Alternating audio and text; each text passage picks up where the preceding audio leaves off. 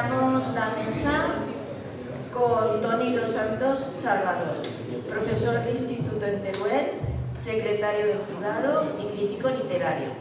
Ha participado en varias ocasiones en las jornadas, colaborador durante muchos años en prensa local y regional. En la actualidad pertenece al Consejo de Redacción de la revista Turolenses y nos va a mostrar la faceta escritora de Pedro Peinado, nuestro amigo que sigue presente en cada celebración de estas jornadas. Ahora,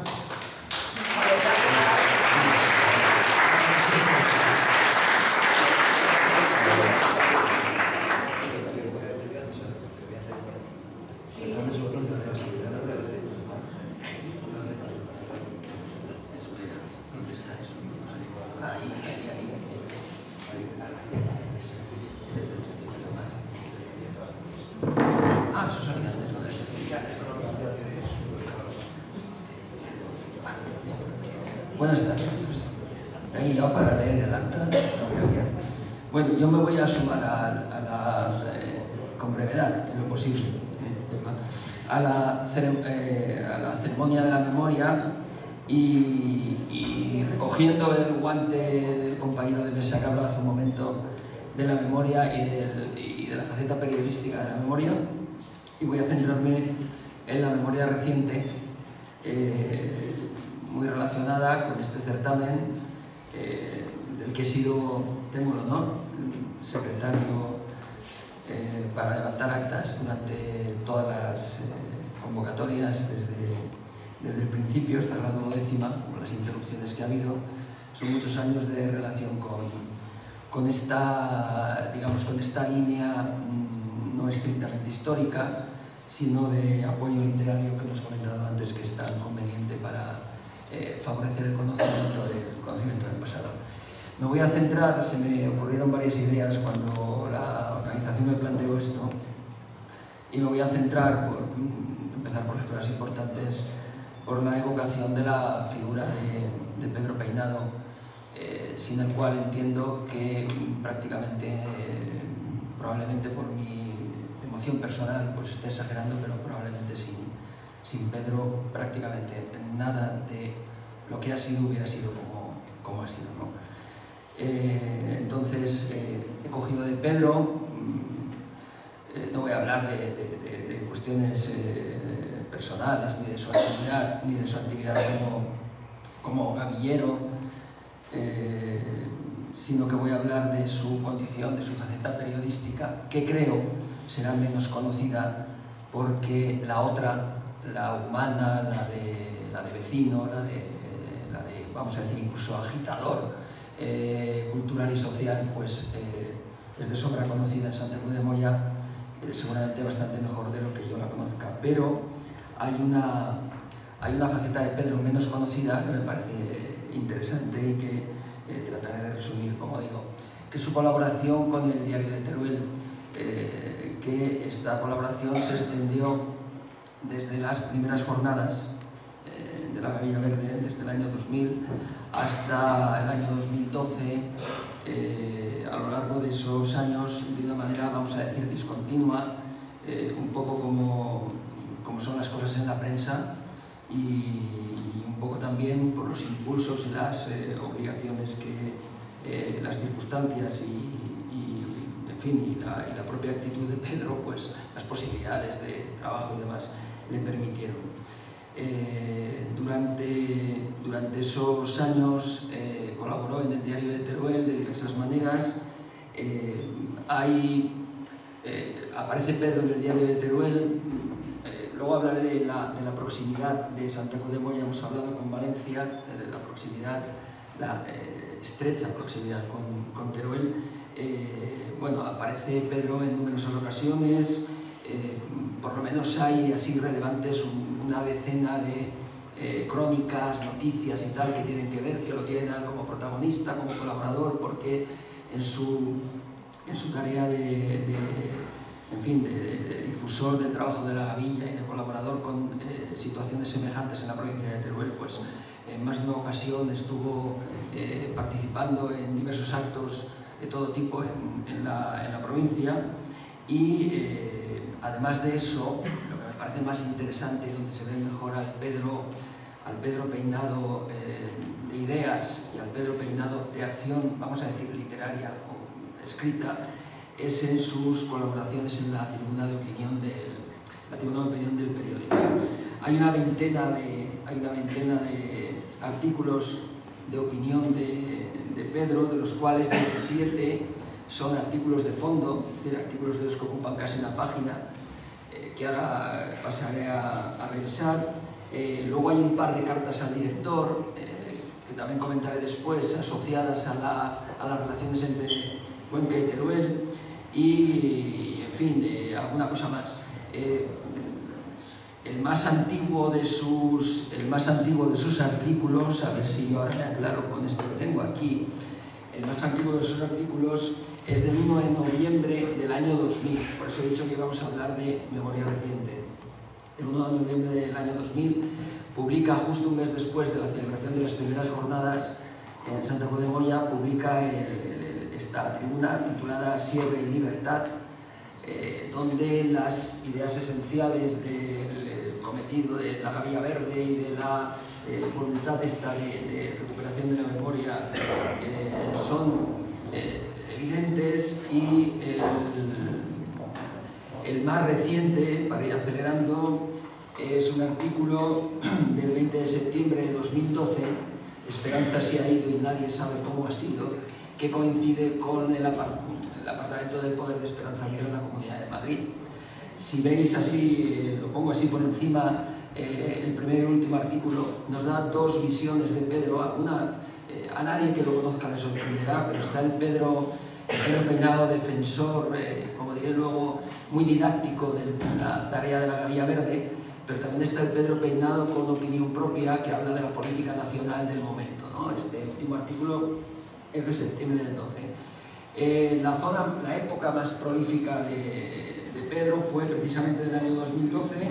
En el mes de julio de 2012 publicó 3 tribunas, que eso, siendo la tribuna el artículo principal de fondo que se publica en un periódico, pues no deja de ser relevante. 3 tribunas en el diario de Teruel. ¿Qué temática e intención tienen estas tribunas? Pues bueno, para no cansaros, os diré que, como ya he señalado, muchas veces habla de la actualidad política española de una manera personal e independiente, demostrando estar al día, conocer los casos, las situaciones. Por ejemplo, hay un artículo de mayo del 2008 que se llama Regar a Camps, expresidente de la Comunidad Valenciana, en el que se aborda, con ironía y demás, se aborda el tema del agua. Sigue siendo un tema por resolver. El tema del agua está ahí y Pedro se moja, qué bien lo digo, se moja en el tema del agua. En el año 2011, en mayo, hay un artículo que se llama Es hora de levantarse, y este, por el contrario, hace un análisis electoral. Es otro Pedro, ¿no? El Pedro pegado al terreno, que ve cómo el Turia baja por delante de la Olmeda de su casa y dice, a ver, allá abajo el agua de esta manera y de la otra, y aquí el agua pasa y no la aprovechamos, etcétera, etcétera. Este es otro Pedro. El Pedro de Es hora de levantarse es un Pedro que analiza los resultados electorales de unas municipales y parece un analista de estos de los politólogos que hay ahora tantos en las tertulias, y lo hace estupendamente. Un primer campo, digamos, el que esté de la actualidad política. En segundo lugar, me gusta mucho que arriesgara a Pedro, tenía una valentía que a veces le costaba más de un sinsabor. Los retos compartidos entre Cuenca y Teruel son uno de sus elementos de más interés. Del año 2009 hay un artículo de junio del 2009 que se llama la A40 y el 3x1. La A40 es la autovía no nata todavía entre Cuenca y Teruel. Ya sé que para mucha gente que viene de otras zonas esto resultará como una batalla. Bueno, para las tierras de interior de Teruel y la serranía de Cuenca, lo de la autovía supuso las primeras demandas de autovía, los primeros proyectos tumbados, las primeras, el uso que se hizo de las declaraciones de impacto ambiental. Ahí se metió Pedro y tiene un par o tres de artículos sobre esto, y concretamente de junio del 2009, si hubiera tiempo pues entraríamos en detalles, pero es un artículo nada complaciente. Es un artículo en el que Dice cosas tan sencillas como: hay gente que confunde el progreso, entiendes, en autovía, con que voy a tener 4 carriles en la puerta de mi casa. Entonces la autovía lo que va a hacer es reproducir todas las M's, que he venido esta tarde yo por las M's desde Ademuz, reproducir todas las curvas y contracurvas que haya que hacerlo, solo que a lo ancho, ¿no? Entonces, un artículo que me consta que en el colectivo a favor de la autovía, en algunas zonas de la Sierra de Teruel, pues no acabo de gustar. Destaco de aquí el elemento de valentía. Luego hay una carta al director de Pedro hablando de a ver qué medidas se proponen para qué fines se buscan, ¿no? Bueno, y por último, digamos, el tema que me parece que mejor aborda y que lo hace con más conocimiento de causa y que puede tener más interés aquí en este foro en el que nos encontramos, es el del mundo rural y el maquis, que en fin, es un tema que pues es natural que Pedro abordara de vez en cuando. Tenemos una actitud por su parte que me parece una actitud inteligente y sutil, que es la actitud de la pedagogía. Sus artículos, no olvidemos que estamos hablando, ya es verdad, hace 20 años ya todo estaba muy, digamos que la tolerancia se había abierto paso y se podía hablar de las cosas, pero no deja de ser en una capital de provincia, capital pequeña, de provincia muy grande, pero capital pequeña, donde todo se señala y habla de un mundo rural todavía con las heridas, pues en fin, muy abiertas y todo esto, y entonces me parece muy destacable la actitud de Pedro en artículos como este que tenéis ahí de Senderos de la Memoria, donde, pues en fin, intenta explicar por encima de todo la conveniencia. Estamos hablando de artículos publicados en el año 2, este es del año 10, pero entre el 2 tengo por aquí el de Despoblación y Memoria, un artículo precioso en el que se habla de uno de los problemas, digamos, de la actualidad, un problema más acuciante cada día, por mucho que se diga lo contrario, en las zonas de interior, como es la despoblación, y un problema eterno, permanente, que es el de la memoria. Esos pocos que quedan son los que conservan el recuerdo. El día que se vayan esos, ya será muy fácil utilizar ese territorio. Y no lo utilizará gente extraña, ¿no? O sea, a lo mejor gente con buena intención que ya no tiene esa memoria y que está en otro lugar.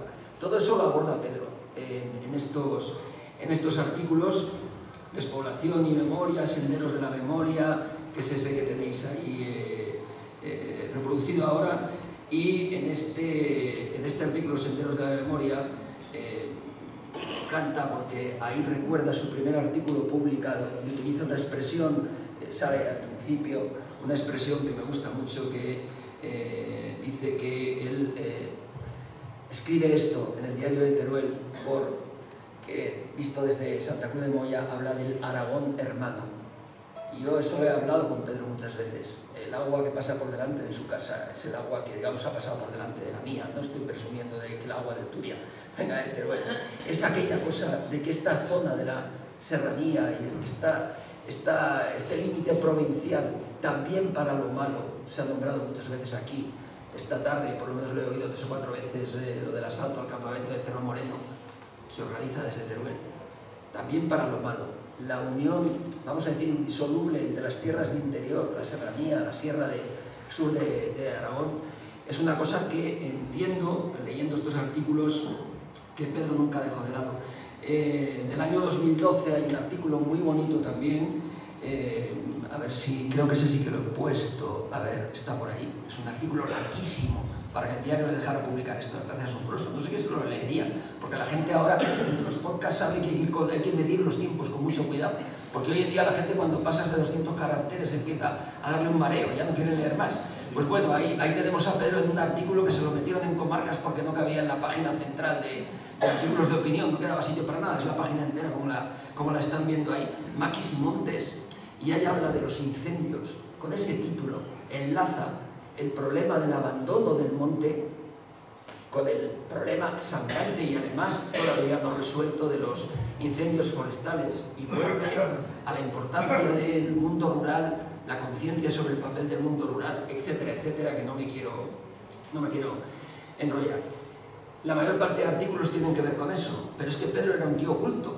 Es que, claro, yo que estoy haciendo apología, sé que lo estoy santificando, también era la amistad, pero es que es verdad. Además era un tío oculto, era un tío inquieto con las lecturas, y a mí me encantó este artículo a propósito de la muerte de un escritor, de Candel, de Francisco Candel.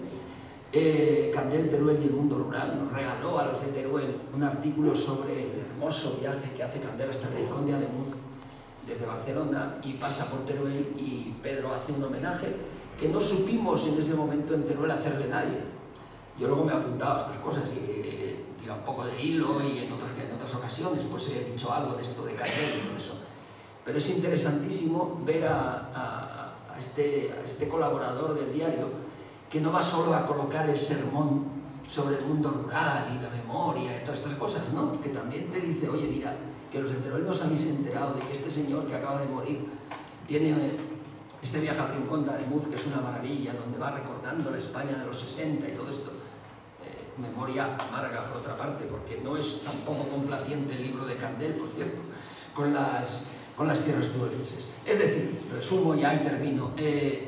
Me parecía que era un buen homenaje a estas jornadas, o a la parte literaria de estas jornadas, y en relación con la memoria, hacer un poco de memoria de uno de las figuras que han impulsado naturalmente la existencia de las jornadas, de la Gavilla Verde y del interés por las cosas de desarrollo rural, los recursos rurales, la cultura, etc.